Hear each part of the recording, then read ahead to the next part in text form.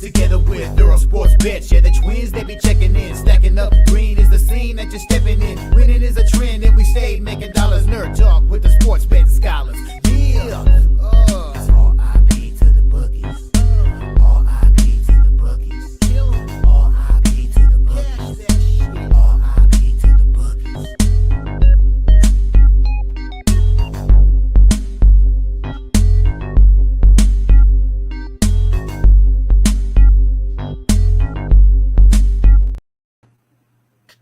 We are live. Welcome back to another edition of the Earle Sports Bet Show. My name is Nicola Sharo. I'm joined here as always by Tim's chair. And today we have MLB, we have NBA, we have NHL. Oh, there's Tim. Oh, I was introducing Tim's chair there as my guest. Getting a drink. Shut up.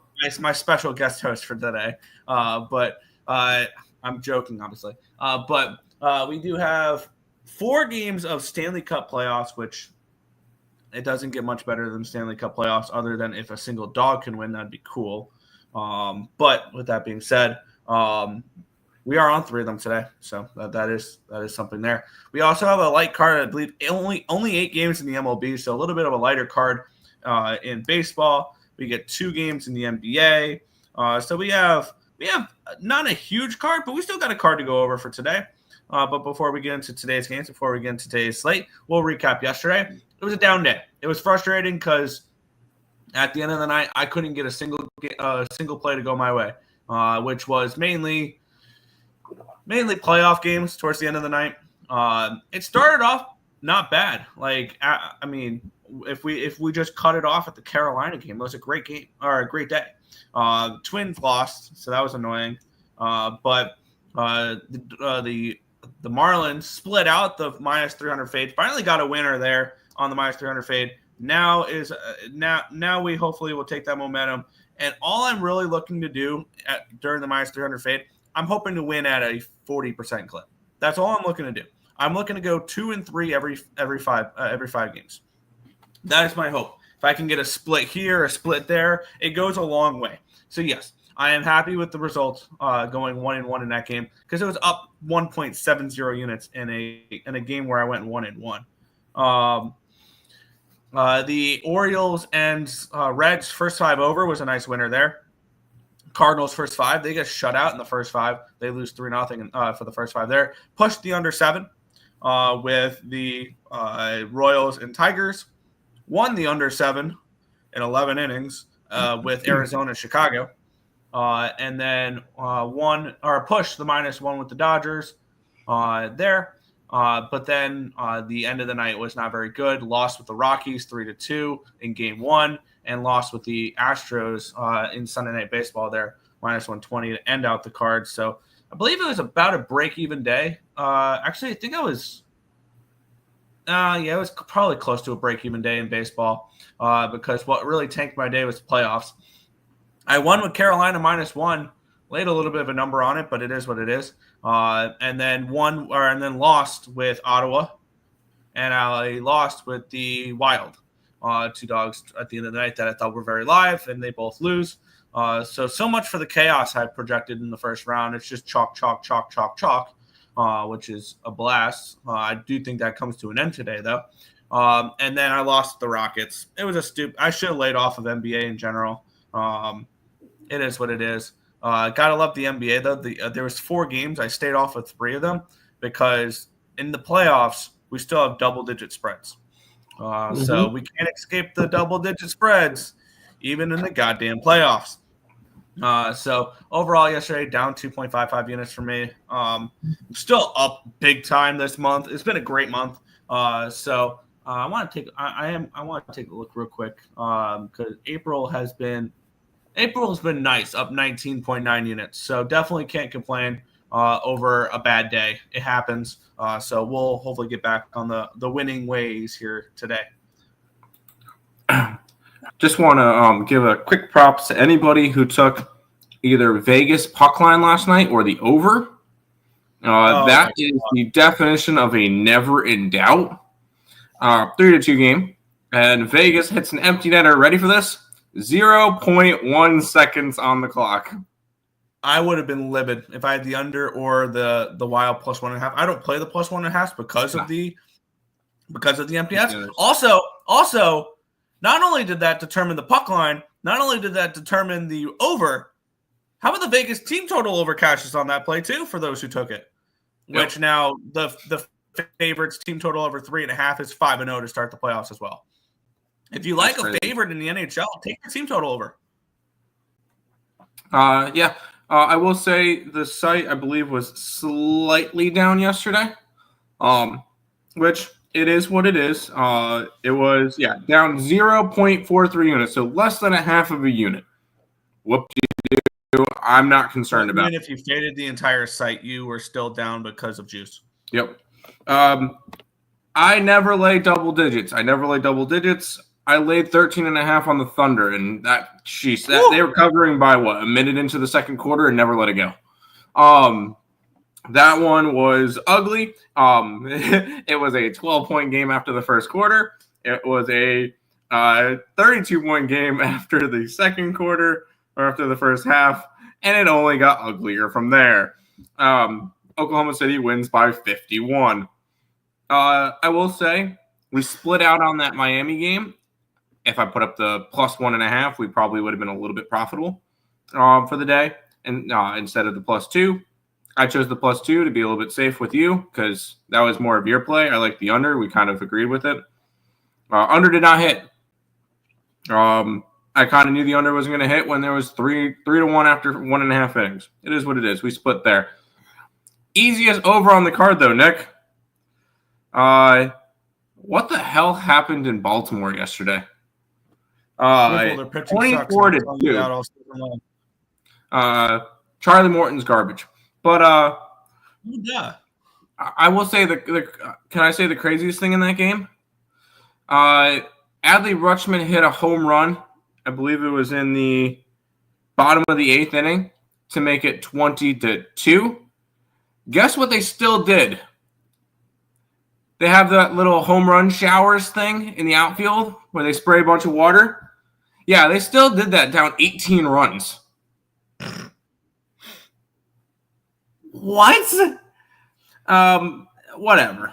The under in the Kansas City game pushed. Oakland money line, we're not going to talk about. I will have the updated numbers for that after that Milwaukee series tomorrow. Under in the Cubbies game, winner. We had the run line on the Dodgers, loser. Carolina -1, winner. The other two hockey dogs were losers. I had the under in the Cavs game, under 215. It landed at 221. Whatever. We split on that Sunday night baseball game with Houston and the under. We had Houston. They lost, under hit. And the Golden State Warriors took care of business. I believe every team that I projected to win in the first round is currently up 1-0 in the series. So happy with that. We got 2 NBA games today, and I think we could possibly see one series even up. I think we're going to see the Nuggets move to 2-0. But that's we'll go a ahead. Weird line for the Nuggets game. That's definitely a weird line. Are we able to talk NBA first, seeing that it's the playoffs, and I'm going to be able to get that in before I have to go today? Okay, let me move that up and let me switch over because I had all my baseball numbers up and ready to go. So let me switch that over then. Sorry, I just figured while I want to be able to cover those 2 games. Yeah, here's your MLB document so you can put your plays in. People should. Not looking at anybody in specific. Up and down, up day and NBA 3-0 day, and the NHL 1-0. Playoffs starting good. There you go. Live bet the White Sox. Hell yeah. There you go. Up 2-0, got plus 140. Nice. Down in the MLB overall, but playoffs are keeping me up. Here you go. Took the minus 13.5 and the Warriors money line. I'm guessing that's Thunder minus. And how about them Leafs? They look complete. Up 1-0 in the series. Only 3 Leafs wins away from watching Nick dance. Minus 300 fade early. I haven't even pulled up Who's minus 300? There is? Okay, yeah. Is that 300 Yeah, yet? Nick's gonna bet the White Sox. I saw two. Anyway, White Sox. There you go. Coyote, calm down. They late. Shut up. Oh shit! Nick, That game sorry. starts in half an hour. By the way, too. We'll be able to get to that game in time. Morning. Have a great day, all. Nick said special guest. Yeah, he was joking. You don't joke around. And a good day of betting. Fade the Nick. We're not doing that. So go Caps, Blues, Avs, and Kings tonight. Good luck. I faded Minnesota in the playoffs, and it worked. I'm shocked. Yeah, and then all I could tell you with Minnesota games in the Minnesota Wild in the playoffs, what is it? Death, taxes, and Wild fans complaining about the refs. Anyways, I was told to do it. No, and I told him I would do it. Congratulations. We don't need to hear about it, though. We really don't. Okay, which team was the biggest fraud of the weekend? Which team was the biggest fraud of the weekend? For playoffs, Lakers. But you can't really do that. And the only reason why I'm going to say the Lakers in the NBA is because they were the only home team that lost. I was going to say the four teams he listed: Blues, Ottawa, Wild, Lakers. 3 of them are underdogs in the series, number 1, and on the road to start the series. One of them was a favorite and at home. You figure out the math there. It shouldn't be that difficult. Good morning, Tim. Good morning, Nick. How are you guys doing? How was your Easter? It was good. It was nice to have just a day to hang out with family. It was nice. We're going to skip 446 comments because we already talked about it. Red Sox, White Sox, who do you think is going to win? Nick's going to have the minus 300 fade. I'm probably not betting that game. I don't know. It's a bunch of 290s I'm seeing here. I see a couple minus 300s, but it's not minus 300 on all my books. Honestly, that's probably a look towards the over, if anything. But Nick, also puck lines, tasty puck lines. Unders were gold in the NBA. Yes, they were. Vegas puck line. They had interesting. I see on Twitter that Thompson was off the ice for the first for the Caps. Yeah. Red Sox suck, or Blue Jays suck. O's suck. Yankees rule the division. Earls will lose their under props and Red Sox props. Okay. Stop the 1.5 fade. No. Sox games in 30 minutes. Earls had 4 losers on the stop the 1.5. Yeah, and you know how many winners we're gonna have this year? You know what? You know what I'm gonna do? Are you, Nick? Are you able to go through the chat real quick? I want to look up something. I'm gonna pull up baseball, and I'm gonna pull up all the minus 1.5s, and I want to see what our current record is and how much money we're up or down. Also, if you can, the record if we took the minus 1 line compared to it, just because he says take minus 1s or money line. I'm not gonna have all the scores up. I just wanted to look to see that. So that. But I will get that. I want to get that information. Yeah, Red Sox is minus 290 on FanDuel. Yeah, in order for it to click for the minus 300 fade, this is the way I'm doing it. It needs to be minus 300 on all of my books. Is the way I've been doing it. If it's only minus 300 on 1 or 2 of them, on BetMGM it's minus 300. On Fanatics it's minus 300. On Bet365 it's minus 300. But it's 290 on Bovada, 290 on DraftKings, 290 on ESPN Bet, 290 on FanDuel. So I need to, yeah. The White Sox suck. Yes, they do. Yes, they do. Stop the minus 300 fade. You got lucky ones. No, I don't stop it, but yeah. Dan, any parts for the Astros today? We will talk Astros and Jays because this is a baseball game that happens today, yeah. Reds money line. Marlins always lose the first game, and Marlins came off of extra innings. I can definitely see that. Rockets lost. They were home. Yeah. I don't know why. But they were dogs. Yeah. Gambling doesn't take off. Bush League to take off yesterday.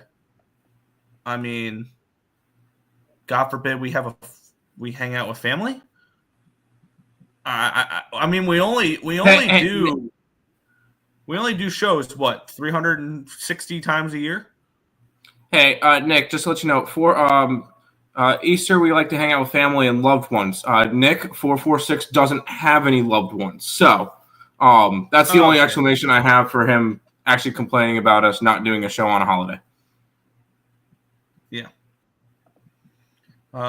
Everyone was on the Rockets, didn't fall for that trap. Had the Yankees run line and Warriors money line plus 165. Yeah, I fell for the Rockets, even though I felt like the public were on the Warriors yesterday. Did you hear about what happened to Cham yet? Rejected. I have no idea what the fuck you're talking about. Chisholm? Tim should do it. Tim should do his individual record. I control what my record is. Pretty much what goes up on the site. Well, always do -1. You costing yourself big time. Nah. 446. No life. Who's 446? No idea. He doesn't have a family or friends. Really want to bet MLB Castellanos home run, but saw who they're playing, so nope. I mean, Castellanos home run might be my home run lay today, just because the Pope died. But yeah. Good morning, fellas. Leading over the Red Sox game. All right, LOL. Damn it, I already switched over to all the basketball stuff. I was going to say, can we quickly touch on that Red Sox game? Go ahead.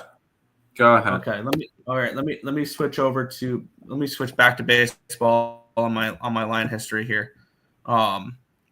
This one, but because I want to quickly touch on this game because this one kicks off in 20 minutes. So let's start Major League Baseball, then we will go into the NBA, and then we will go back into baseball, and then the NHL. Let's get it started here. The Chicago White Sox taking on the Boston Red Sox. I'm seeing the line when I typed it up this morning was 275. I'm now seeing 290s out there. We are seeing some 300s pop up. Line open up, and then we have a total of 9 in this game too. We have Walker Buehler taking on Jonathan Cannon. This line opened up at a 165. It's all the way up. It's actually got all the way up to a 293 on BetOnline. It's now down to a 282. So it's still a move towards the Red Sox, but the line is moving away from the -300 fade here. So it looks like. Let me hit refresh here. It looks like there's only 3 -300. And that's on BetMGM. It's on Fanatics. It's on Bet365. I need all of them to be -300 in order to pull the trigger on that. That's my measuring stick of whether it's a -300 fade or not. I need all of my books to have the -300. Line open up 9.5. It's down to a 9, so we'll move towards the under here as well. 77% of tickets, 75% of cash is on the over. Line's dropping. And we have 88% tickets and 94% cash on the Red Sox. The line is moving towards the Red Sox, though. That is one thing. Since the opening line, it has moved towards Boston. Taking a look at I want to take the weather conditions here in this game. Early start makes me immediately think under. That's what my immediate thought is that this game is going to be a little bit lower scoring here. It's 11 a.m. start. It's a little bit out of routine for a lot of players, which I think can lead to a slow, sleepy start. Jonathan Cannon will be on the mound for the White Sox. He's been okay this year. He's thrown to a 4.5 ERA, and now is mainly because of one bad start. He had 6 runs, 7 hits, 3 walks, and 5 1/3 against the Guardians. Other than that, his only other start where he's gotten hit was 3 earned runs on 3 hits, 3 walks, 3 strikeouts, and 3 2/3 against the Tigers. Both those were on the road, though. In Chicago this year, he's thrown great. Now they've lost all 4 of his starts, but no earned runs given up against the Angels in 5 innings in his first start at home. And then his most recent start was at home as well against the Athletics, giving up no earned runs on 3 hits, 2 walks, and 4 strikeouts and 4 1/3. I don't mind Jonathan Cannon. I don't. I like him better at home than I do on the road. That is one thing. Walker Buehler gives me a little pause. Like he is somebody where I like him in general, but the 5.23 ERA is concerning so far to start the year. Granted, it was because he got hit up against the Cardinals where he gave up 5 earned runs on 7 hits, 1 walk, 4 strikeouts, and 5 innings pitched. I think he could shut down this White Sox lineup, though. And here's the thing with the White Sox. Another thing to keep an eye out for is they've already called up a couple of their prospects. Chase Mydroff is on the big league squad now. Edward Cuero is now on the big league squad now. So they're starting to let the kids play. I think that's going to make the White Sox a little deadly here. Not deadly, but like a little bit more of like a threat to steal games that you don't expect them to.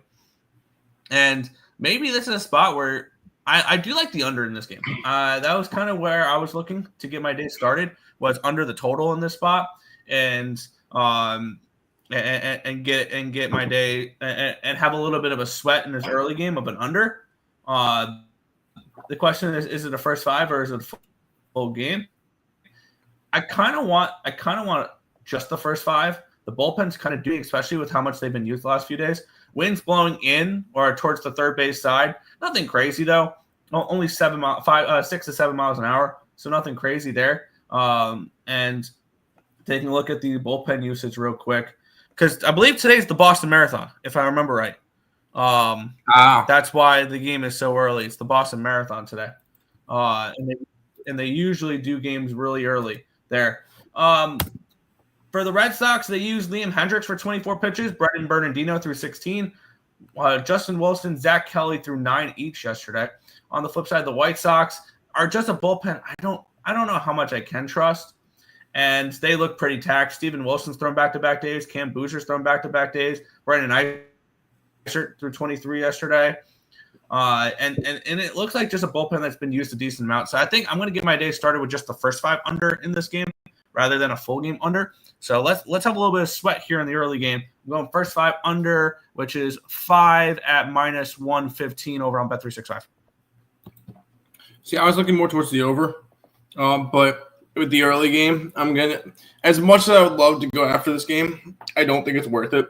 I do feel like it's Red Sox or nothing, but the line for them is stupid. What is it? What is the? Yeah, Red Sox run line is minus 130. There is no value in this game for me. And just because it's an early game doesn't mean you need to bet it. If you're going to go after anything in this game, and maybe a player prop. Hold on, I want to see what I can get on a certain player prop. Because I would like to take Mr. Alex Bregman, and I want him to get a double. MLB. Well, prop builders. Do we have? Bovada doesn't have doubles. Total bases, maybe? Breggy. Minus 112 over 1.5 total bases. By the way, Trent just put out a post saying he's on the Red Sox. Red Sox Trent. I don't care. Pass on this game. I see minus 2.5 marathon day. Got it. It's an under. An over or nothing, and I like Bregman. Fair. Yeah, I disagree with you on the total there, but hey, it is what it is. Yeah. By the way, I got the original numbers, but I want to for the run lines, but I want to do an additional test because right now we're 10-16 on the site with run lines, and we're down 2.35. Now, I want to see how many of those run lines were outright losers that it was better to take the run line because we lost less juice. Does that make sense? Yeah. So I'm going to end up... that checks out. So I'm going to end up doing that, and I'll have a record for when our run lines win in general. Like, what is it? So, there you go.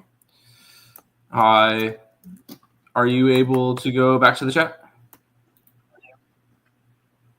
If possible.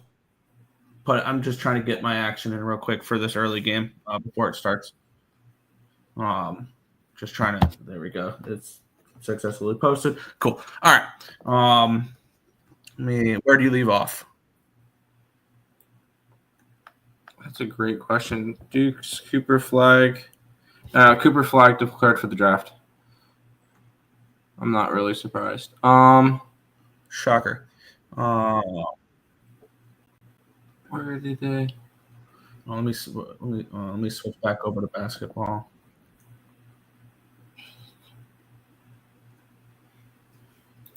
How about this?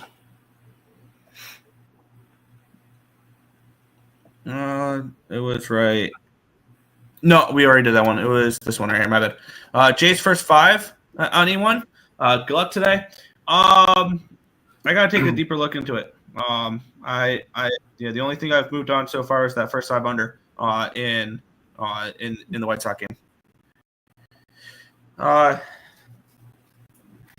Nick, all I'm hearing is how the Stars are still better. The Avs are just lucky. The Stars are obviously going to win tonight. The Avs dominated that game 5-on-5, only allowing 13 even strength shots on goal. Yes. Here's the thing, though. I am very much on the Avs this year, Mel. I'm on them to win the West. I'm on them to win the series. I'm on them to win the Cup. But I'm on Dallas to win this game. Because one thing we have seen in the Pete DeBoer era with the Stars is he loses game 1, especially at home, and he bounces back in game 2. The only time he didn't do that was game 2 against Vegas last year, which they ended up winning that series. So that's something to keep an eye on, though. Is home teams after they lose game 1 are generally bet on game 2, and that's one of the only angles that I'm running with here back in the Stars today. I am not on the Stars to win the series. I'm not on the Stars to win to do much else after this because I think it goes back to Dallas for Game 5 with the Avalanche looking to close it out in 5. That's where I think this is, and I think Colorado wins both home games. However, I think the Stars win tonight. But I'm very well in the Avalanche in 5 or 6 camp. White Sox money line. White Sox first 5. Cannon Day. There you go. Yep, you knew. Majority minus 300. Line also moved crazy that way heavy. Yeah, the line's moved against the line since it's gone up to that minus 300 range. There was buyback on the White Sox. That's one thing to keep in mind. Jazz Chisholm got rejected. Funny. Oh yeah, he got suspended. Yeah. Okay, interesting. Over 9, horrible pitching staffs. Cool. Over 9. Yep, makes sense, but it's my White Sox. I want some early action. Hey, I'm told. I'm not opposed to that. I like Cannon to pitch well. I'm going for Boston because Bregman's on there. Yep, Boston team total over. Cannon throws meatballs. Cannon not terrible. He's actually a solid pitcher. Nothing special, but solid. He's an outsgetter. Yeah. O's have the worst ERA in baseball. Congrats, Tim. Hey. You keep overreacting over April. I never said that the O's were going to have a good rotation. And Zach Eflin's been injured, and so has Grayson Rodriguez. So your top 2 pitchers are injured. Yes, you're not going to have a good ERA. But you don't see it that way. Here. Who else? You're an idiot. No. The Mets are not cheating. You're an idiot. Calm down. Yes, Patriot Day in Boston. Shout out to everyone. What up, fellas? Razor Sharp's in the chat. And I'm hoping to hear a little bit of trash talk. Because I know our Mets are going up against his Phillies tonight. We will be taking Castellanos home run. Anyways, Marlins are getting a lot of love when they went from minus 135 to minus 120. That does seem like an interesting line. Nick Lodolo versus Meyer. Still working on it, yeah. Hello, I have a question. Cool. Minus 1.5 is the only way to bet MLB favorites over minus 125. So you're down. I mean, yes, but all of them are plus money. And we won't be down for long. Rob, stick to hockey. They lost. Hey, maybe that's a recency biased thing. that you just saw 3 of them would have pushed with a -1 instead of 1, and instead of lost with the run line. Guess what? Doesn't matter. We're going to continue to do it. And you could say it all you want. It doesn't matter. First inning for the Astros, it is going to be over-under. We don't do Yerfy-Nerfies. 456, calm down. Razor is the best capper ever, never loses. No, he does, and he shows when he does. You're just going to be, once again, you overreact over the little things. Stop the fish fade. That's hilarious because that was last year. We don't do it anymore. You're 446. You got to get some better material. If you had better material, it would be a lot funnier. You just have no material. Mets are 9-1 at home. No way they lose tonight to the Phillies. There you go. There you go. Hey, we'll see. It should be a good series. I'm excited for it. Let's go to the NBA for the 2 NBA games, and then we'll head back to the MLB after that. Yep. We have the New York Knicks taking on the Detroit Pistons. Knicks 6.5 point favorites in this game. Total 220.5. Line opened up at a 7, got down to a 6, down to a 6.5, down to a 6, back up to a 6.5. So we do have a half-point line movement here towards the Pistons. Line opened up at a 221. It's down to a 220.5, so we'll move towards the under here as well. Let me switch over from baseball to baseball to basketball real quick for the line history. 67% of tickets, 62% of cash on the Knicks, yet this line's moved to half point towards the Pistons. And we have 89% tickets and 84% cash from the over. The line's moving towards the under in this game here. I don't bet very many totals, but the under does seem kind of appealing in this one here. If you're looking at a total in this spot, because I could see this being a little bit more of a defensive type of basketball game. And both are, granted, I believe both these teams, over-under-wise, actually have been a little bit more of over teams, if I remember right. At least head-to-head they have been. The first game of the series did go over the total. It was 123-112 win for the New York Knicks. A game that I believe at one point the Pistons had an 82.2% chance of winning, and they didn't even cover the 7.5, which was incredibly frustrating. But with that being said, I think people that got burned on the Pistons last time get paid tonight. I think Detroit at the very least keeps this game close. And I think the markets are kind of pointing towards that as well. I'm not saying Detroit wins the game outright, but that at the very least they keep it close, they keep it competitive, they learn from that first game, and they make adjustments, and then at the very least they keep it close. Can they win the game outright? I think that's definitely a possibility in this game. But for me, I'm just going to take points, and it looks like Best Stamp is telling me the best available line is over on FanDuel, and hopefully it's true because I want that 7. For me, it would be Pistons plus the 7. It is 7. Cool. Let me lock that in real quick and get my NBA card started with Detroit basketball here at plus 7. I'm already on the Pistons with you. And I was on the Knicks in the first game. And that was a very, very lucky cover. I will say it was a very lucky cover. That's all it was. I think the Pistons keep it close. If not, this can go back to the Motor City tied 1-1. I do personally have this series going 7 games. This is one of the few series that I feel like I'm able to flip-flop back and forth with. And the main reason why I say that is the other series I'm not flipping back and forth. I like certain teams to win series. I'm going to be taking them pretty much every single game in that series. This Detroit series, I feel like I can flip-flop.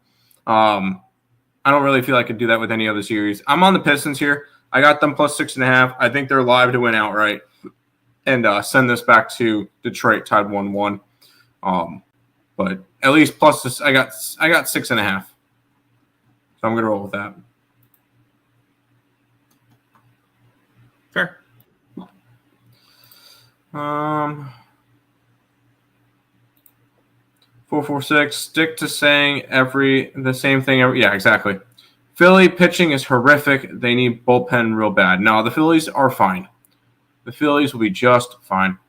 Doesn't get old at all. Shout out Razor, a.k.a. Cash It. Hope you had a good Easter. There you go. Pistons plus 6.5. I like it. Phillies are better than the Yankees. I would have to agree.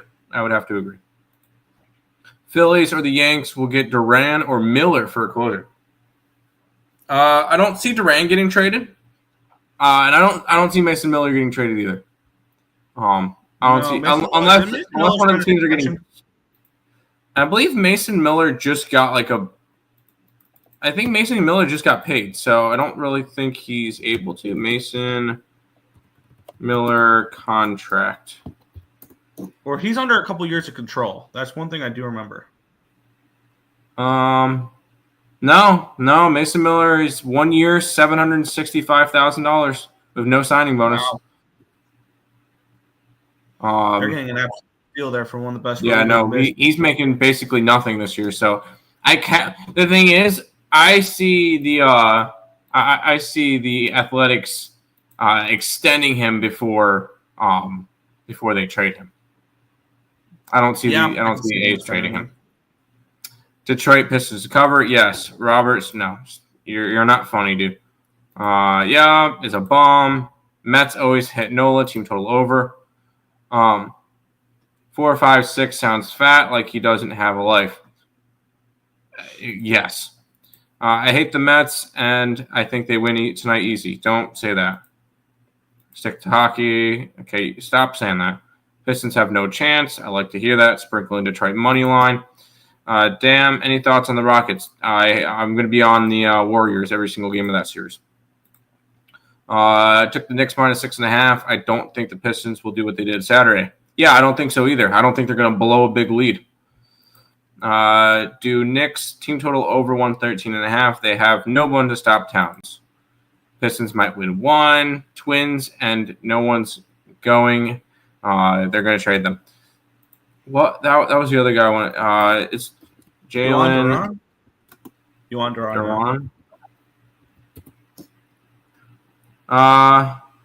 Yeah. He's on the last year of his rookie contract.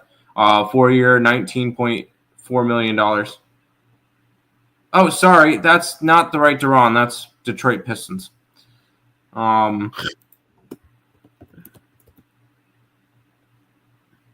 one.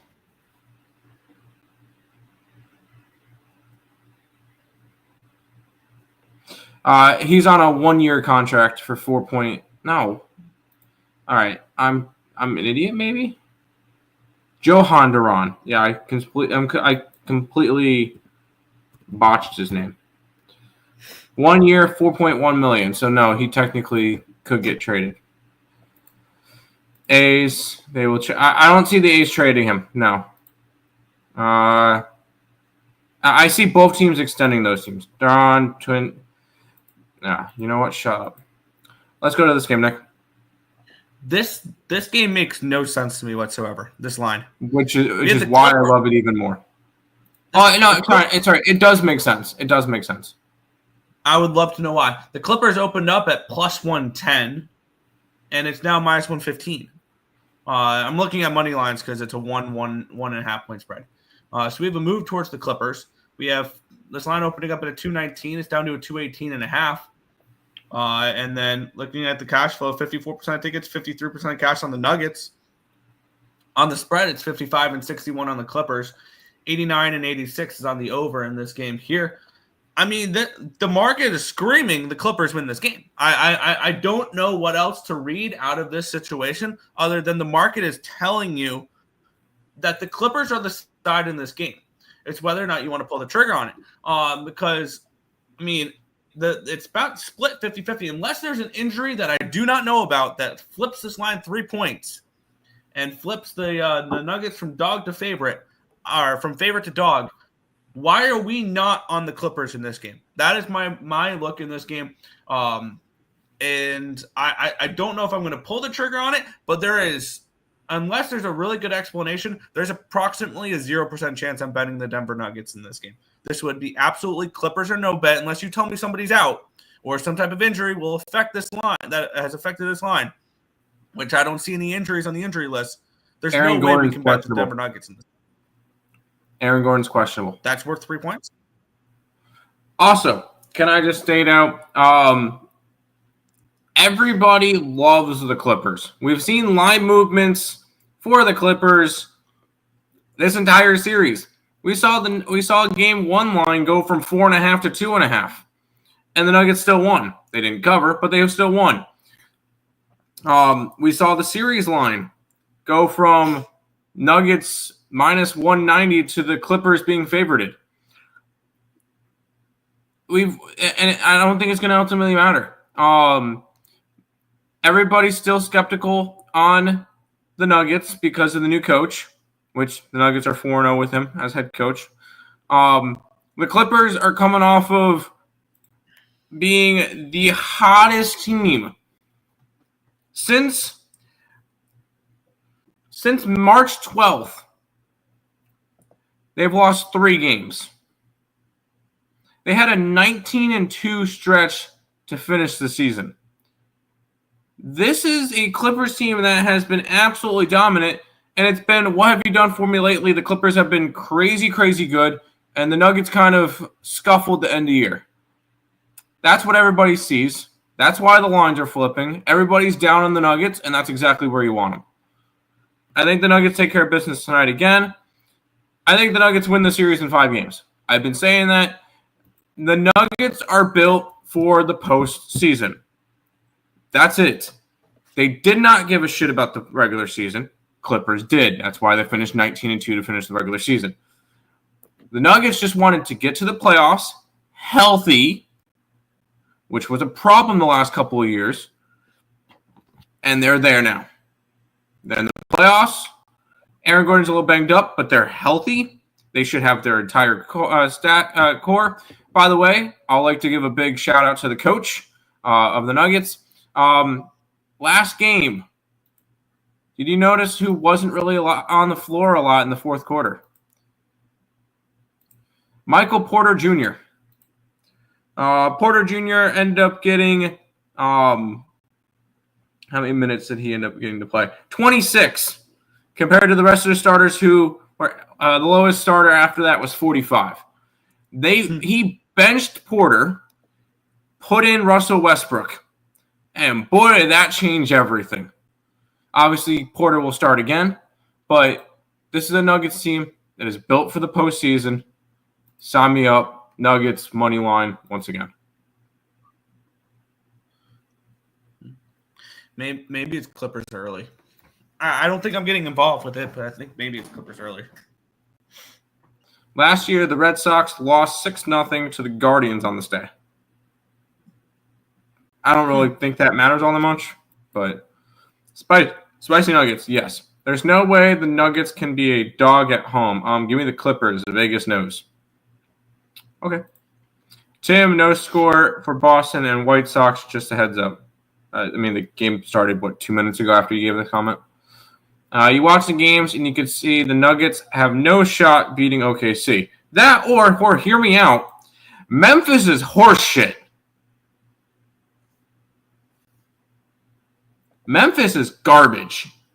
Yeah. They had a really good start to the year, and then they completely fell on their face. They were lucky to make the play-ins. They were lucky to get into the playoffs in general. They're going to lose 4-0, and their average margin of loss will be 20-plus in this series. Nugget spot. I think the markets are wrong. The markets hate the Nuggets. They always will. It is what it is. The Nuggets keep winning. More gentlemen, everything was chalky except for the Warriors, and I was on the Warriors. No way the Nuggets win in 5. No way Clippers win both games at home. We'll see. They should have lost game 1, but they didn't. It was Reds, Orioles, or Bengals, Ravens. It was an ugly game. It was. Russell Westbrook props. I'm going to say no, and the only reason why is I think Porter has a better game. I got a new iPad case. Cool. Nuggets needed Westbrook to bail them out. They are in trouble. No. They have depth. They have depth that they didn't have last year. This is a better team than last year. And I'll say it, I think this is a better team than the team that won the championship. Really? I would take Christian Braun over Bruce Brown, yes. I'll be back on Baltimore. I will most likely be on the – do the Orioles play today? They do not play today. I'll be on Baltimore the next game, though. Nuggets are old and slow. By the way, 1-0 White Sox. Damn it. Westbrook over 7.5 assists. I don't think he gets the minutes tonight, but we'll see. Memphis Grizzlies are horseshit. Yes. Eileen Nuggets. Let's go. All right, Nick. I'm not going to be able to stick with you that long for MLB, but I'll be able to hopefully get a couple games in. And what better start than Gavin Day? Yeah, we have the New York Yankees taking on the Cleveland Guardians. It's minus 115 for the Yankees, total of 8.5 in this game. Taking a look at the line history in this spot. Let's get this up real quick. Where we have this line opening up at 115. It's now 116 for the Yankees. Line opened up 8.5 plus 105. It's now 8.5 minus 115. So move towards the over and a 1 cent line movement towards the New York Yankees. Let me switch this over. I might buffer for a second because I notice it does that when I'm switching everything over. But we have 81% of the tickets and 86% of the cash is coming in on the Yankees. And let's move to 1 penny towards the Yankees. And then 95% of the tickets, 96% of cash on the over. Line's moving towards the over. And I can understand why the public likes the over in this spot. They take a look at this matchup. Gavin Williams has a 4.74 ERA. And Clark Schmidt has an ERA above 5. Granted, he's only made 1 start. So that's obviously you see 2 pitchers with high ERAs, and you think, oh, this game's got to go over. And I can understand thinking that. Gavin Williams has not looked particularly good. He got kind of bombed in his last game, if I remember right. That was the 9-1 loss against the Orioles in his last game there. Taking a look at what he did, what he's done so far. He's made 3 starts on the road so far. This is his second home start. The only other home start he's made was against the Chicago White Sox, where he went 5 innings, gave up 1 earned run on 3 hits, 2 walks, and 7 strikeouts. He's struggled away from home. He actually started off the year with two outings where he went and gave up 2 earned runs, 1 in 5 innings, 1 in 3 innings. And against the Orioles, went 6 2/3 in that game. Gave up 5 earned runs, though, which definitely hurts his ERA. On the flip side, Clark Schmidt, I believe this is his second start of the year so far. They did win his first start, which was against the Royals. He was good enough. He gave up 3 earned runs on 4 hits, 2 walks, 5 2/3. Got the no decision, 2 strikeouts on this game there. I don't know if I'm getting involved in this game. It's Cleveland or no bet, though, for me. That would be my lean in this spot, would be leaning towards Cleveland, just because everybody's on the Yankees and this line's only moved a penny towards them. I feel like the line move should have been a little bit more personally. Does that mean I'm getting involved with this one?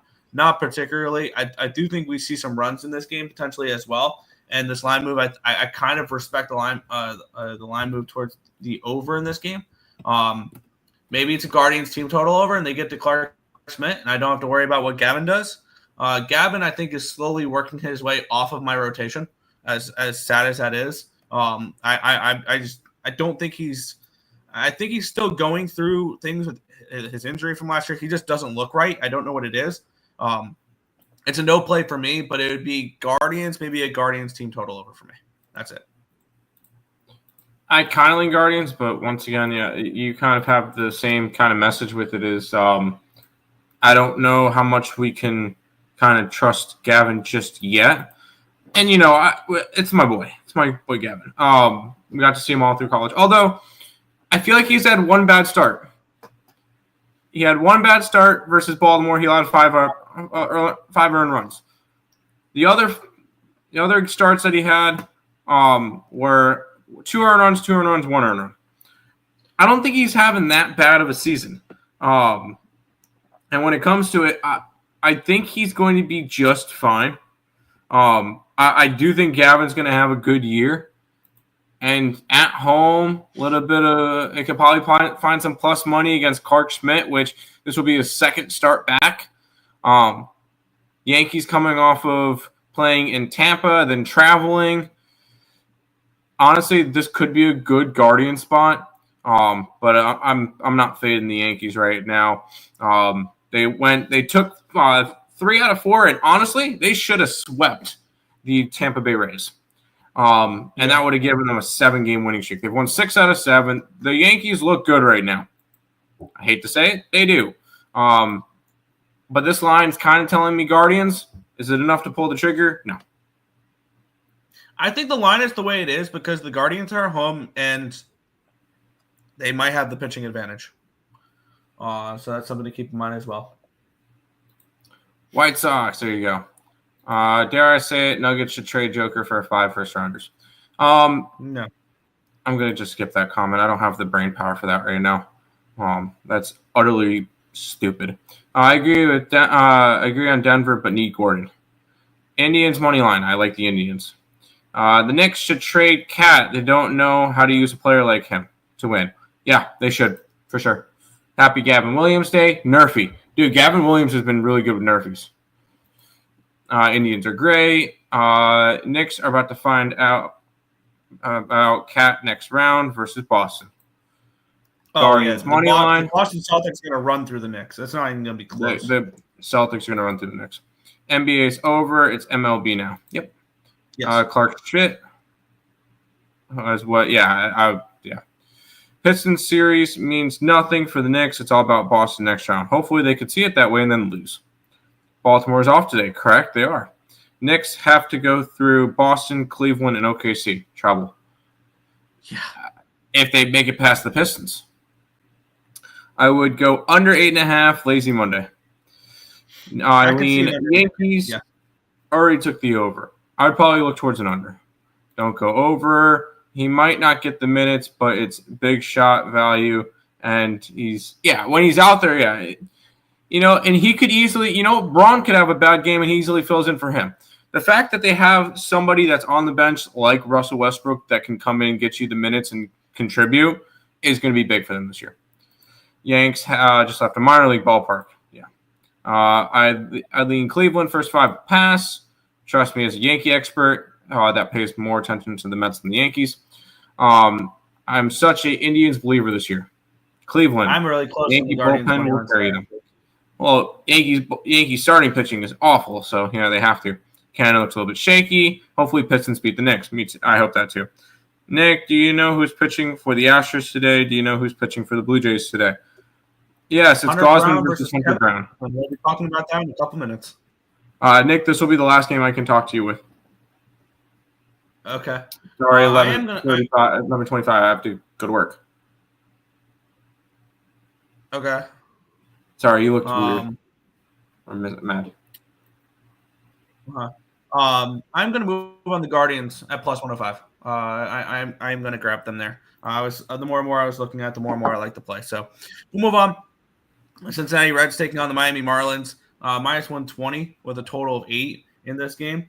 Let's take a look at the line history in this one, which is kind of stunning.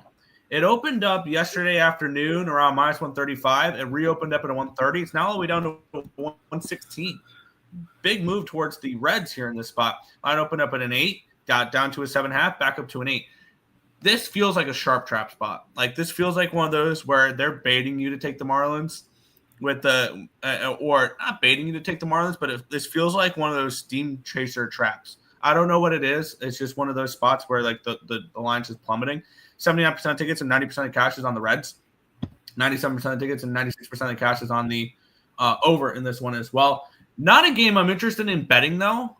I just don't like going up against this type of market move. It's just I feel like long term it's not a good investment to go against these market moves. We have Nick Lodolo taking on Max Meyer. I really like Max Meyer. I like what we've seen so far from him this year, and I think he is somebody to keep an eye out for because he was one of those young guys that I was kind of tracking a little bit through the minor leagues. He was a good strikeout guy in the minor leagues, and he was somebody I was looking at potentially backing with like unders and stuff like that when he got up to the show. And so far, he's been okay. His last start, he gave up 3 earned runs and 6 hits against the Diamondbacks. But that's a really strong Diamondbacks lineup. He shut down a good Mets lineup to gave up no earned runs against them in 6 in the third. And previously, I gave 3 against Atlanta. He gave up only 1 against Pittsburgh. I think he can pitch well in this game. I understand why the market likes him because I think he's a good pitcher. On the flip side, it's our boy Lodolo. And he is pitched 4 times so far this year, 2 at home, 2 on the road. His 2 road starts have actually been better than his 2 home starts. His 2 home starts, he's combined for 10 2/3, giving up 6 earned runs. His 2 road starts, he's combined for 12 2/3, giving up no earned runs. One run, none of them earned though. He gave up the 1 run against the Brewers on an error, I believe. And I could see this game going under the total. I could see both these pitchers pitching well. That would be my only look in this game. Would be looking towards an under. I think Max Meyer pitches good in this game. I think Lodolo pitches good in this game as well. I think Lodolo enjoys not pitching in Cincinnati. And I would lean towards an under in this game if I'm betting anything, but not what I'm getting involved with. Yeah, I think the only thing I can get involved with this game is going after Lodolo. I like Lodolo. I'm high on him. I think he's a really good pitcher. And I think at one point in his career he's going to finish top 3 in a Cy Young race. I think he has that much upside. Ooh.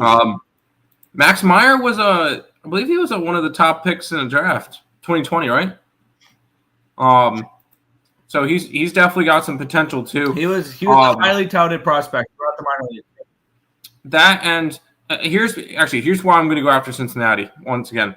What did Miami just do yesterday? Miami come from behind win. They played extra innings versus the Phillies. Then they had to travel home. Cincinnati was in Baltimore. Cincinnati was coming off of a 24-2 win, which means they got to sit a lot of the guys. They got to use a lot of. Yeah. They didn't have to use a lot of bullpen. They had a good game. I like the Reds to keep it rolling. I'm going to grab the Reds here -120. But I got to head out. Yeah. I don't know how to put this out for you. Yeah, Cincinnati for me.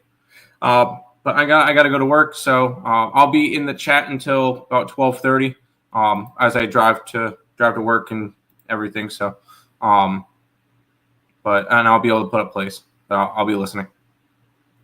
Too. All right. We'll head back to the chat, and then we will do that there. Let's see. Rob Stick. Nope. There we go. Cannon looking a little shaky. I saw he just got out of the first inning, so that's something I'm definitely keeping an eye on for. Hopefully we already went over that. Rob Stick to hockey. Nick's never going to lose the series. W. Nick. This Sunday night baseball fades today. I totally forgot about that angle, honestly. I've not used that angle in a while. Agree, Rob. Stick to hockey and stick to puck. Pistons make it competitive, though. Yeah, just such a pass. People interested in a nerfy, this is the game. Yeah, I could definitely see that. Just nerfy and move on. Hashtag stop fish fade. I want to see the t-shirt made by ESB. We'll see. No team should be -300 will be the first shirt I make, though. Agree on this nerfy. Hashtag nope, not doing that one. Not doing that one either. Marlins nerfy -130. Lodolo. Yep. Got +110 on the nerfy on FanDuel because of their boost. There you go. White Sox 1-0 in the second inning. Yep. I saw that they got out of the first inning. There was multiple runners on, I believe, for the Red Sox. So let's take a look. Already 1 out in the top of the second as well. So hopefully this game starts to settle down and we got there. Stick to hockey, Rob, is getting annoying. Tell him, yeah, it is getting kind of old, and it's just one of those jokes that said 427 times a show is not really funny. It's not. It's just not. Cannon got out of that inning. Yes, I saw that. Well, I'm tired of hearing that every time I come on here. Yeah, it's getting really old. It is. Okay, stop. Okay. No, we're not doing that. We're not doing condescending bullshit shirts. All right? We're not going to be dicks. when it comes to creating shirts. I'm a crazy psychopath and take big plus money. Should be a t-shirt design. Yeah, that was maybe that could be the back of the no team should be minus 300. I'm a crazy psychopath and take big plus money. I like that. LMAO special guest. No, it's not. It's not. I will promise you that'll never be a shirt. Ever be a shirt. That is unbelievably disrespectful to Tim. I will never, ever, ever make that a shirt. Yeah. Yes, stop fish fade I would buy. That one, sure. We could do stop fish fade. Fine. No. We're not being condescending. We're not being dicks. There's a difference between having fun and being assholes. Honorary Earle Terry. That's a good one. Hey, I just share my thoughts in place. There you go. Same. Coyote would buy. Stop fish fade for sure. Yeah. Rob, where are the gold props today? Yeah, no fun. No, we're not. We're just not being asshole. I'm trying to find baseball picks right now, but yeah. Tim, have a good day. Be safe. LMAO ESB equals no fun care W. What? That was almost English. We'll move on though. San Diego Padres taking on the Detroit Tigers, minus 130 for the Tigers, total of 8 in this game. Pitching matchup here is Kiter Montero versus Randy Vasquez. Two pitchers I really don't know what to do with on these squads. Line opened up at a 129. It's now 142 for the Tigers. So we have a decent move towards Detroit in this game. And then we have this line opening up at an 8.5 at minus 105. And it's now an 8 at minus 110. Taking a look at the cash flow in this game, where we have 68% of tickets and 73% of the cash is on the Padres, yet this line is moving towards the Tigers. Interesting there. And then we have 59% of tickets and 57% of the cash on the over. And the line's moving towards it, or the line's moving down. So interesting there. I know a lot of people are going to look at this game and be like, 16-6 at plus money against a pitcher with a 9 ERA. I think Kiter Montero is better than his numbers suggest. We have, and granted, yes, Kiter Montero has also made one singular start so far this year. He went up against Milwaukee, and he did not look good. He gave up 5 earned runs on 8 hits, 1 walk, 8 strikeouts, and 5 innings pitched. He did have his strikeout stuff. Last year, he appeared in 19 games, started 16 of them, went 6-6 with a 4.76 ERA. I do think Kiter Montero can be good, and I don't think he is that 9 ERA that he has on his, and obviously very, very small sample size. He's pitched 5 innings.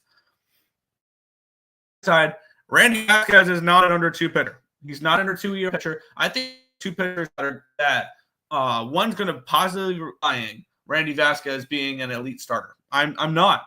And he's made 4 starts so far, 2 of them at home, 2 of them on the road. He pitched in that 2-1 game against the against the Cubbies with the wind blowing in Wrigley. He pitched twice in San Diego, where it's a very pitchers-friendly ballpark. He pitched once at Wrigley, twice at home, and the only game that I'll give him credit for. Now, granted, he's looked good this year. I'm not saying he's not looked good. He went 5 innings in Sacramento, which we know that is an absolute bitch to pitch in Sacramento.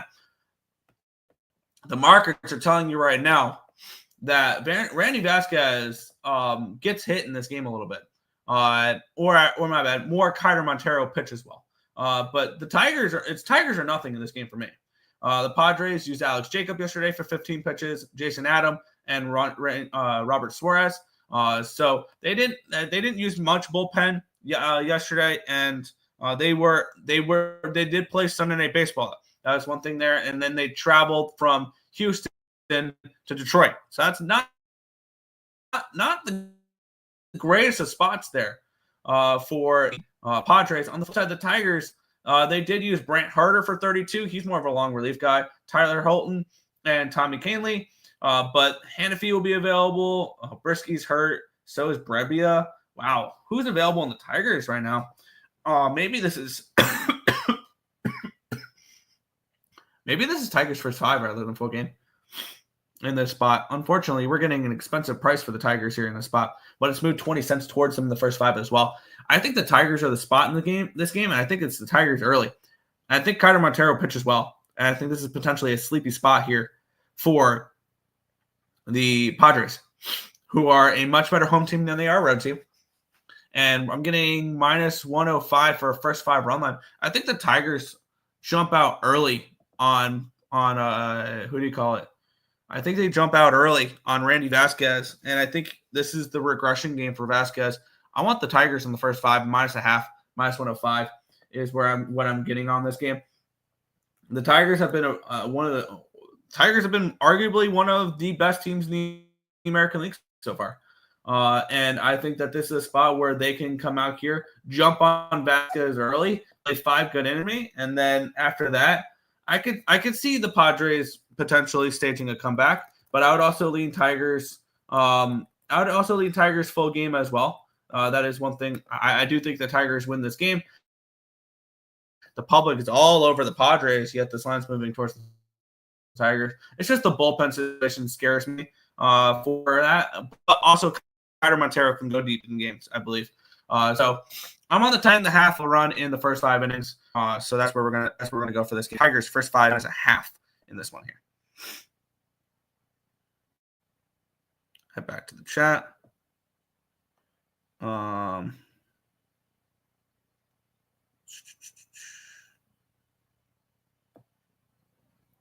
Nick makes this no. You didn't pick. I said the special guest was his chair. I said the special guest was the chair, not Tim, because he wasn't sitting down yet when the show started. I said the chair was the special guest. I said I'm joined here by special guest host Tim's chair. But okay, you want to spin it the wrong way. Nick equals fraud. No, I don't. Nick agrees. He's just backing his brother. No, I don't find it funny. I think it's very old. I think it's very annoying. I think it's disrespectful. Because Tim has put so many hours into ESP. Leaning over. Yep. How about those Padres, Nixter? Bailed on them this year. Second best pitching and number 1 average. They've been good. They've also played a shit ton of home games. Yeah. I'm a friend of the ESP show would be my generic design phrase. That's not a bad look. Look under 8.5 this morning. It's an 8 now. Montero should do better today. Yeah, I agree. No, I don't think so. Mike Glennon. Sunday night fade. Tigers money line. This line is so suspect. I think so. Hi Tim. Where did you come from? Yeah. Okay. Is Montero good? I think he could be a solid pitcher. I'm not saying he's going to be elite by any stretch of the imagination, but I think he is going to be good. I'm driving to work. Is he a hockey player, Rob? Okay. Love the Tigers' first 5 run line minus a half. Wow. That's not a bad look. Check glass. Okay. We'll move on, though. We have the New York Mets taking on the Philadelphia Phillies. We have the Mets minus 120 favorites, total of 8 in this game. Let's take a look at the line history in this game here. We have, let's find it, Nola and McGill. This line opened up minus 115 for the Mets. It's now minus 120, so we do have a line move towards the Mets. As Rob Refschneider ties it up for the Red Sox. It's 1-1, 2 outs in the bottom of the second inning. Line opened up in an 8 at even money. It's now 8 and minus 105. So we have a move towards the over. We have a move towards the Mets. In this game here, 70% of tickets and 75% of cash is coming on the Mets. The line's moving towards them at the very least. And then we have 81% of tickets and 81% of cash is on the over in this one as well. So not a terrible market in this game. And we have McGill taking on Nola. McGill has been awesome this year. His ERA did balloon to 1.42 after last start, though, where he went up against Minnesota and gave up 2 earned runs. In 5 innings pitched. Other than that, he's been awesome this year, and he has gone 9 1/3 innings of no earned runs so far at home. The only times he's given up earned runs, he gave up 1 earned run at Houston and 2 earned runs at Minnesota. He's been awesome so far this year. Aaron Nola struggled, and I don't think they're going to. I don't think his struggles are going to continue all the way through the year. He is one of those guys who does get off to slow starts, and that he has. He is 0-4 so far this year with a 6.65 ERA. So definitely the Phillies have struggled when Nola starts, which does lead me towards the Mets. Is this a game I'm getting involved with, though? No, this line is kind of suspicious. I will say that. The Mets are 9-1 at home, yet they're only minus 120 against with McGill, who has a 1.42 ERA versus a Nola that has an ERA close to 7. This is very suspicious. Granted, the Phillies are off of extra innings yesterday, so that definitely hurts their bullpen because I want to take a look what their bullpen status looks like in this one here. Actually, not bad. Matt Strom through 16th, the back-to-back days, so he won't be available. O'Kirkin through 24. Alvarado through 8. Tanner Banks could be available. Jose Ruiz should be available. Jordan Romano should be available. So overall, I'm not over the moon about what the Philly bullpen looks like if you're looking back to Phillies, but I'm not hating it as much as you would think with them playing extra innings yesterday. And on the Mets side, Ryan Stanek threw 19 yesterday, Jose Butto threw 20, and Danny Young threw 18. Brazaban should be available. Garrett should be available. Diaz should be available. Minter should be available. Kranick should be available. So the Mets have a pretty fresh, ready-to-go bullpen. I would see something tells me the Phillies are a little bit more live in this game than people think, and the public does like the Mets a little bit here. I think the Phillies early is potentially the lean for me in this game. Phillies first 5. I want to take a look what that would be real quick. I want to take a look what the line movements would be in that one real quick. With the Phillies first 5 in this game here, where it opened up. Oh, I clicked the wrong one. It opened up Mets minus 110. It's now Mets minus 120. All right. So it's enough to keep me off, but it'd be a lean towards a Phillies spot early, I think, in this game. I think Nola can pitch better than people think in this spot, but it's just going to be a lean in this one here for me. I think this line kind of tells you that it is a little hesitant here for me. But yeah, it'd be a small lean, but nothing I'm getting involved with here. It's a marketing thing, 446. I thought you were a genius. I have LOL, have socials on the back. Yeah. I am a genius. You can't. Okay. No offense. Okay. 446. What up? Lean Mets, but pass. Fair. Mets team total over here would be on them. Also, Phillies pitching is terrible. Yeah, their rotation's awesome. Nola has been the weak spot so far, but Lindor is heating up over 1.5 bases. Lindor looks awesome right now. Yeah, Mets always hit Nola. They do have good track record against Nola. They definitely do. I need a parlay. You've come to the wrong spot. We don't advocate for parlays here. Mets run line. All right, 4-4-4-6. Lindor double maybe. Don't hate that. Never do minus 1.5 with the Mets. Do -1. I think if you like the Mets, you can play them at minus 120 today. I mean, there's no need to run line them for me. The only time I'm looking at -1s is when we're looking at minus 140 or higher lines. That's the only time I'm looking at -1s. I do think the Mets been easy today. Nothing's ever easy with the Mets. But yeah. Sweating the Nerfy from the Mets game per usual. Fair. 1-1 now. Yeah. Mets own Nola. Cool. Cool. Nola is garbage. I would never give him a 7-year contract. Neither would I. But the Phillies did. Yeah, Lindor hitting 260. There's more stats than just batting average. And I don't give a fuck about batting average. That's the thing. Because, oh yeah, he's doing great. But do we want to? Okay, you want to play that game? You want to play? Yeah, Lindor hitting 265. Cool. All right. Your precious Anthony Volpe is hitting 213. What does that say? Volpe's hitting 213. Lindor's hitting 265. If batting average is everything you need, then Lindor is significantly better than Volpe.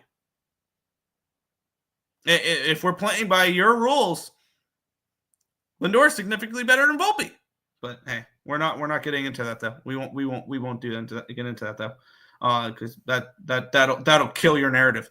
Mets money line, Lindor over 1.5 bases. There you go. I like the over. There you go. But we'll move on. The St. Louis Cardinals and the Atlanta Braves minus 185 for those Braves, total of 8.5 in this game. Take a look at the line history in this one here between Eric Fetty and Spencer Schwellenbach. This line opened up at a 175. It's now a 192. So we do have a move towards Atlanta. Line opened up at an 8. It's now an 8.5. So we have a move towards the over here as well. And we have 80% tickets and 89% of cash on the Braves in this game here. With the line moving towards them, I do have a little bit of interest in the Braves. I don't know if 80% and 89 is enough to qualify for the cash cow for the public being on them. That is one thing I am curious about. I think it might be, though.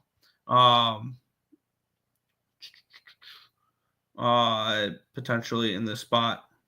I'm interested. It'd be Braves or no bet. It'd definitely be Braves or no bet in this spot. Total is high enough for a cow.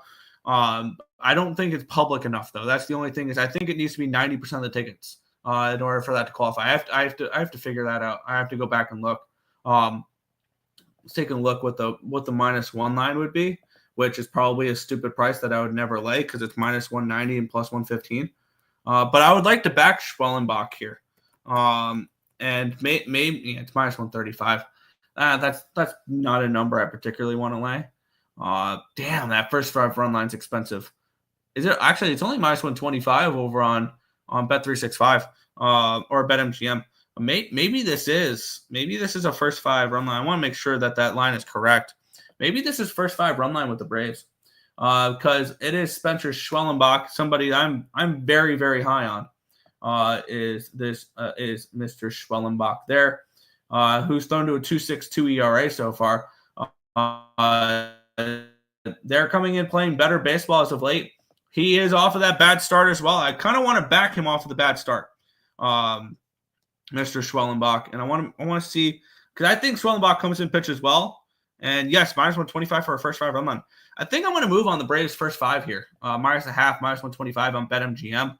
In the spot, shop around obviously because it's -140 on ESPN Bet and -135 on Caesars, -140 on DraftKings, -146 on FanDuel. Yet I'm getting -125 for BetMGM. Sign me up. I'm going to go the first 5 run line here, -0.5, -125 with the Braves. I specifically want Schwellenbach. And yes, Schwellenbach can go 7 innings in this game. I want the first 5 innings of Schwellenbach to bounce back after the bad start in this last one. Market's moving towards them. And it looks like the bigger bets are on them. 80% tickets, 89% of cash. I don't think it's enough for a cow, but I would have to look. But yeah. Volpe, young, learning young. Lindor, old. Lindor is, I don't think, is Lindor even 30 yet? He was drafted out of high school. I need to take a look at this. Because he might be 30, which I believe Lindor is close to 31. I'm sorry, he's 31, which keep in mind, I believe he is younger, if I remember right, then yeah, Lindor's still younger than Aaron Judge, so keep that in mind as well. So if Lindor is old, then Judge is old too. Cards are the most pathetic hitting team I've seen. Yeah. Sox 1-1 threat going on. Yeah, I saw it was first and second with 1 out or something along those lines. First and second, 1 out. With Quero up 2-2 count. I've got the what do you call it? Yes. Okay. Cards lineup is so bad. How I don't know. I honestly don't know. I'm not high on the Cardinals. I like the Braves first 5. I did take the under full game. I could see the under full game as well. I could see this getting. I could see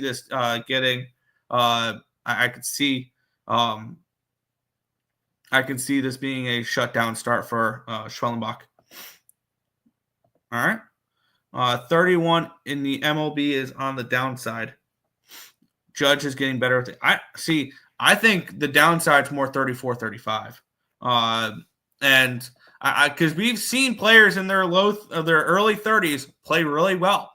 Keep in mind, a lot of players don't get up into the major leagues until their mid-20s. So their primes are 27, 28 to 31, 32. Like, That usually now granted, it is more towards the end of the prime, more towards the end of the ultimate prime window, but like, yeah. And I mean, you can't. Okay, I get it. You're just going to move the goalposts when you're making your comparisons. Which, congratulations, you know how to debate and move goalposts, but you're not right. Yes, Judge is one of the best players in baseball. I'm well aware of that. So is Lindor, and you can have respect for Lindor. I know you will never respect Lindor, but he's going to be in Cooperstown one day, and you're going to have to, because he is a Hall of Fame shortstop. Yes, he is a Hall of Fame shortstop, and I believe Walker Buehler just got out of that inning. In play outs, end of the inning, awesome. 1-1 mid 3 in Boston there. So we're going to continue sweating that one out too. Line open up. All right, we'll talk about this one here. Astros, Blue Jays. Line open up 133 for the Astros, down to a 132. Line open up 7.5 minus 105. It's still 7.5 minus 105. We have 61% of tickets and 51% of cash on the Astros in this game. Line is moved slightly towards them. 76% of tickets, 56% of cash on the over. The line's not moved there. Fun pitching matchup. Kevin Gausman taking on Hunter Brown. I like Hunter Brown. He is. I think Hunter Brown has the argument to be the best pitcher on the staff. And yes, I know Framber Valdez still exists, and we're talking about Hunter Brown being the best on the staff, and I can argue. You can make a strong argument behind it. I think that he is still on the up and up too, and he has pitched this well 3 games on the road, and arguably his worst game of the season was at home. His only home start, where he gave up 2 earned runs, and he got the loss against the Mets 3-1. That might have been his worst start of the year, because he did give up 3 runs, only 2 of them earned. He gave up 2 earned runs against the Twins. He followed that up with no earned runs against the Mariners and no earned runs against the Cardinals. So he is pitching awesome right now, and he's back at home after a few road starts. I think he can pitch well. And on the flip side, Kevin Gausman, he's looked pretty good too. And he's pitching to a 2.49 ERA. He did have one start where he went 8 innings, giving up no earned runs on 4 hits, no walks, 10 strikeouts. And he's looked overall really strong this year. And I could see this as a matchup where we see this game go under the total. And this one here, I want to take a look. No, it's Daikin Field, so it's a dome, or it's a roof stadium, so the weather does not play an effect. This line at 7.5 tells you that both these pitchers pitch well in this game. And the ultimate question is what do these bullpens look like? Is it a first 5 under? Or is it a full game under? And it was mainly both guys. It was Dylan Tate throwing 31 yesterday for the Jays, and it was Paxton Schultz doing 64 pitches yesterday. Chad Green had yesterday off, but he threw back-to-back days. Yari Rodriguez threw 26 on Saturday. He might be available. Brendan Little should be available. Jeff Hoffman's available. Yimi Garcia is available. And I think Gausman can give you 6 innings. So maybe we just need somebody to get you to Yimi and Hoffman. The bullpen's been used a little bit as of late. They used Brian King for 15 pitches last night. He has thrown 2 the last 3 games, though. Abreu had yesterday off, but he's thrown back-to-back days previous to that. Taylor Scott's thrown back-to-back days. O'Kirk's thrown 2 the last 3. Hader's thrown 2 the last 3. He didn't throw yesterday, though. So that Astros bullpen gives me a little bit pause for that full game under. I think this is the first 5 under, though. And I think that we see Gausman pitch well. And the same with Hunter Brown. And I'm getting a first 5 under 4 minus 110 over on BetMGM. I'm going to go ahead and take that. I'm going to take the first 5 under 4 here minus 110 in this spot and ask Hunter Brown to pitch well in this game. So that's where we're going to go in this one here. First 5 under 4 minus 110.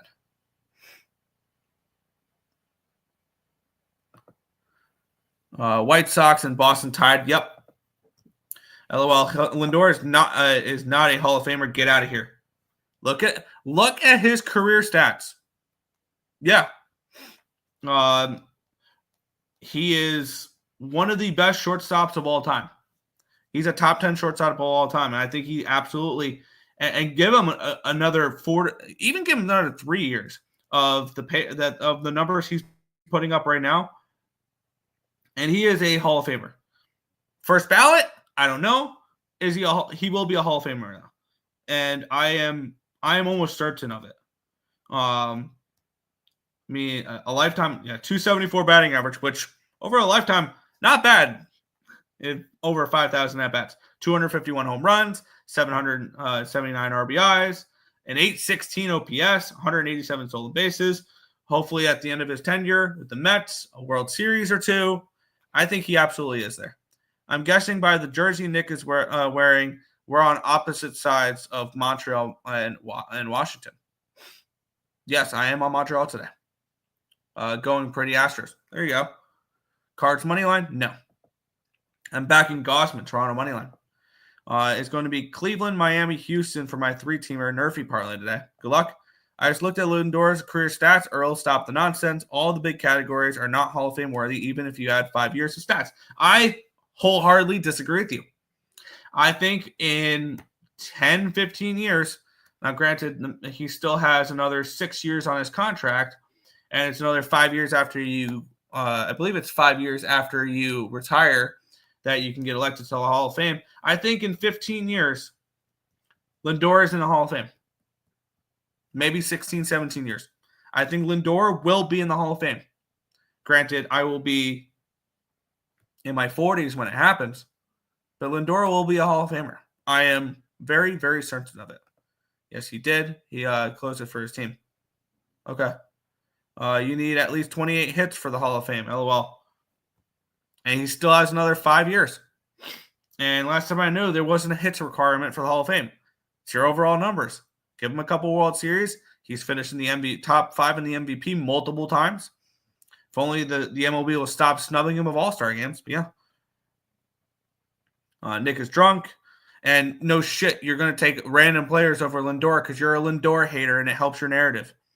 So I don't know why I argue with Lindor with you, because no matter what I say, I can make the greatest points in the world, and you think that he is still a garbage player. Like, I don't get it, because the Yankees would kill to have Lindor on their team.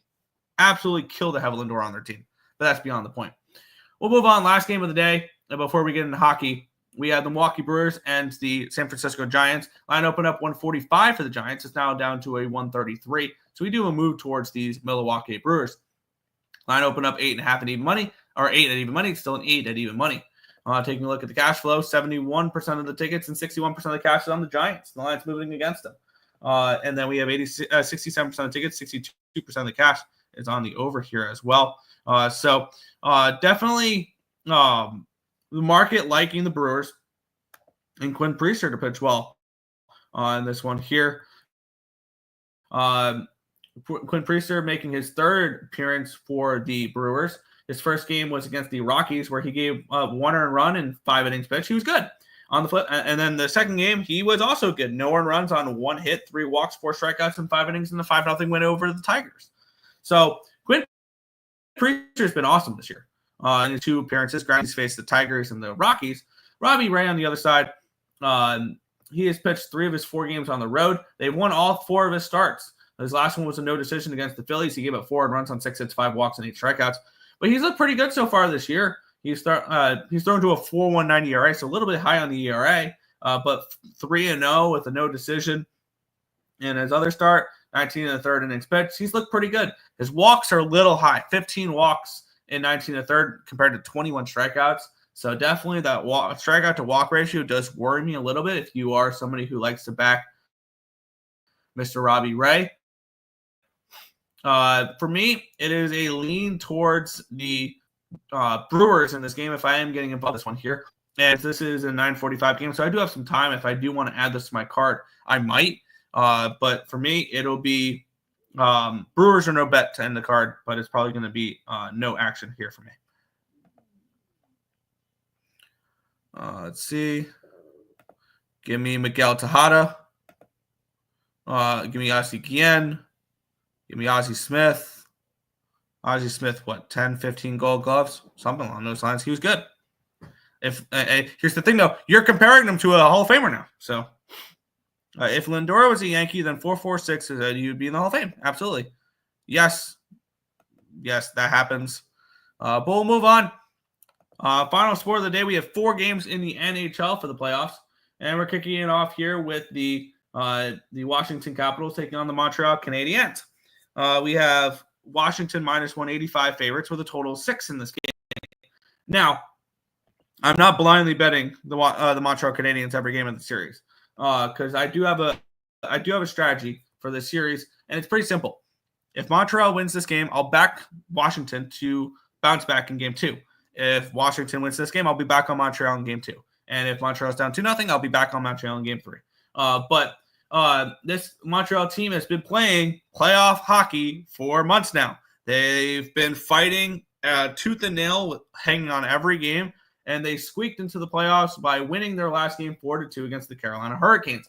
On the flip side, the Washington Capitals, they've kind of been coasting a little bit here down the stretch, and they already had their spot locked up for a while. They knew they were going to be the Metropolitan Division winners. They really didn't care about a President's Trophy. And really what they cared about towards the end of the season was, is Ovi going to break the record, which he ended up breaking the record. So for me in this spot, I'm already on the Montreal Canadiens full game at plus 160. I'm going to add them in the first period as well. I'm getting plus 140 over on DraftKings. I think this is a game where the Montreal Canadiens strike early and kind of give a wake-up call to Washington to be like, let's click into playoff mode, because I think it's going to take time to adjust for some of these better teams that have been coasting down the stretch to turn it on. Like we saw there for the Winnipeg game. Yeah, Winnipeg ended up winning the full game, but it took them a minute to get into that game. And it was 2-2 at the end of the first period. I think Montreal can catch Washington a little off guard here early. Maybe this is a series that Washington's overlooking them, because Montreal did lose more games than they won this year. They were 40-31-11, or 40-31-11. They won 40 out of 81 games, 40 out of 82 games. So I could definitely see this as a series that I think Washington could take over later in the series. If they do, it could be one of the spots where I will absolutely be on Washington if my Montreal bets win today in game 2. I think this is a series that Montreal is live to win, but obviously they're not going to sweep. So I am on Montreal, though, in this one here. I'm on Montreal first period at plus 140. I'm on Montreal full game plus 160 to get their series started right. Does not mean I can. Does not mean I'm guaranteeing the Habs win the series, but I do like the Habs at the number to win the series. Leaning Brewers as well. I seen with Lindor with the Mets, no way worth $300 million. I think he absolutely is. Pope Francis died. Okay, I honestly don't care, but okay. Okay, chat 446. Let's go. Okay, cool. Now the show can speed up. And okay, I was wrong to play the under in the early game here, as it's now 4-1.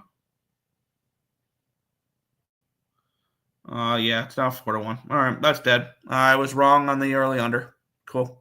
Pick the Habs in 7. I think the Habs can win the series.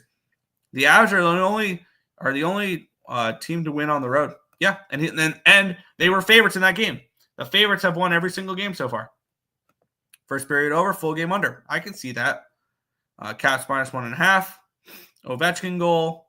Tom Wilson goal. Castellanos home run. Yeah, Castellanos home run could be my lay today. But we'll move on. Second game, St. Louis Blues, Winnipeg Jets. St. Louis Blues or Jets minus 190, total 5.5 in this game. The Winnipeg Jets with the 5-3 win in game 1 of this series. A game where they led late into that. The Blues led with about 10 minutes to go in that game, and unfortunately, the Jets tied it up and won in regulation. Actually, too, they won 5-3. They covered the puck line, which was really, really annoying. But for me in this game, I'm going right back to St. Louis in this spot. I think that this is a team that's being undervalued, and I look for them to step up after blowing that lead in the last game. I think that they can bounce back and take game 2 and head back to St. Louis tied 1-1. I think this is a series that goes 6-7 games, and the Blues keep it competitive. I don't see them going down 2-0 in this series. Could it happen? Very well could happen. The Jets are minus 190. But for me, I'm on the St. Louis Blues here to bounce back and take game 2 in this spot and go back to St. Louis tied. And that's all I'm really asking for these dogs that I took in the first round, whether it be Montreal or whether it be the Blues or the Senators or the Wild, or I'm trying to remember the other one that I took. I feel like I took one more dog. I'm just asking them to be tied, or Edmonton, but they weren't a dog. I'm asking them to be tied at the end of 2 games. That's all I really ask for. If your team starts on the road, don't lose both games on the road. That's all I'm asking. And even if you do, I'm not overly worried. So it is what it is. But I am on the Blues here. I got plus 165 over on Fanatics for the Blues here in this spot. Blues and Reg. All right. Love it. My guy, Ice, Washington puck line. Yo, untouchable. We're in agreement. I did St. Louis money line and Washington puck line plus 525. Wow. Jets team total under, or team total over. Totally not a homer play by me. Fair. There you go. St. Louis in the under 6.5. Don't hate that. Over 5.5 minus plus 123. I mean, that's a really nice plus price tag. I think if you wait a couple minutes into the game, you can probably get a 5 at a reasonable number. But we'll move on. The other Western Conference game. We have 3 Western Conference games today. We have the Dallas Stars taking on the Colorado Avalanche, where we have the Avalanche around minus 140, minus 150 favorites in this game with a total 6. Now, I'm very high on this Avalanche team. I like them to win the series. I like them to win the West. I like them to win the Cup. I don't like them in game 2 here. I'm on the Dallas Stars here, plus 125. One thing we have noticed is with the Dallas Stars, the last couple of years, they lose game 1s. And they bounce back in game 2s. And we've seen they didn't do that against Vegas last year in the first round. They still end up winning that series against Vegas, even though they lost the first 2 games at home. But after that, they lost game 1 to Colorado last year in the second round. And then they won game 2. They lost game 1 against Edmonton in the first round, or in the Western Conference Finals at home. And then they won game 2. The previous year, Dallas lost game 1 against Minnesota. They won game 2. Dallas lost game 1 against Seattle. They won game 2. This is a Dallas team that bounces back after losing game 1s. And I'm going to back them here in this spot. And as much as I like the Colorado Avalanche to win this series, and I still think they do, I think this series is 3-1 heading back to Dallas for game 5. I think Colorado takes both games at Ball Arena there in Denver. And we go back and it goes back to Dallas. Dallas takes game 5. Colorado wins in 6 at home. And I think Colorado wins all 3 games. I think the home team wins the next 5 games in the series. And I am on the Dallas Stars in this game at plus 125. I will be on Colorado in game 3, though, for sure. So, and Colorado's already taken the home ice. And I believe that Colorado can still win this series in 6 games. I do think the Dallas Stars win tonight, though. Avs money line, Avs and Reg, over 6. That's fair. We'll move on. Last game on the card. Another game where I bet against what I have in the series. I think the Oilers win the series, and I think I need to put out this play that I'm looking at as well. I think when I looked it up, it was plus 320. Like the Kings to win game 1 and the Oilers to win the series. That's where I'm looking at this game because I think the home team dominates the series, and I think in this spot potentially we see the first road team win game 5. Like I think the Kings can win the first 2. And the Oilers win the next 2, and it goes back to LA tied 2-2, heading and then we can see the Oilers steal one in Crypto.com. I think the Oilers do steal one in LA. The question is which one. I think it's game 5 that they could steal in LA and then win game 6 at home, or they can take game 2 and the series goes 7. Or it can be game 7. that they take from LA with the home team winning the first 6. I think this will be a very home-dominated series, and I am on the Kings for the first game. I don't think the Kings win this series. However, I do think the Kings win game 1. So that's where we're going here in this one. On the last game of the card, I got -120 last night. I am on the Kings on the money line in this game for them to take game 1. But I do think Edmonton still wins this series. I just think that at home, this Kings team in game 1 will match the energy and they will get the job done. So I am on LA here for game 1, but I will be on the Edmonton Oilers in Edmonton for sure. And I'm still on the Oilers to win the series. And if you like the Oilers to win the series, I would play the plus 320 for the Kings to win game 1 and the Oilers to win the series, or maybe split that with the Oilers just to win the series in general. So, but yeah, for me, I'm on the Kings in game 1. 7-1-1 yesterday. I didn't even know what your plays were. Kings puck line. All right. Reds money line now close enough in my price range. I'll grab them. Fair. Kings money line. Yanks team total over. Padres money line. Mets money line. Brewers first 5. I'm gonna get you on the Padres there. I'm on the Tigers. I only have the Tigers first 5 though, -0.5. But I do lean Brewers as well. Over 5.5. I can see that as well. But that is everything for today's games. If you guys have not already, hit that thumbs up button, subscribe to the channel, turn on the post notifications so you guys are notified each and every time we are live here at ESB. That's going to wrap it up for this one. I want to thank you guys as always for watching. We'll catch you guys same time, same place tomorrow for another edition of your Sports Bet Show. Good luck, everyone.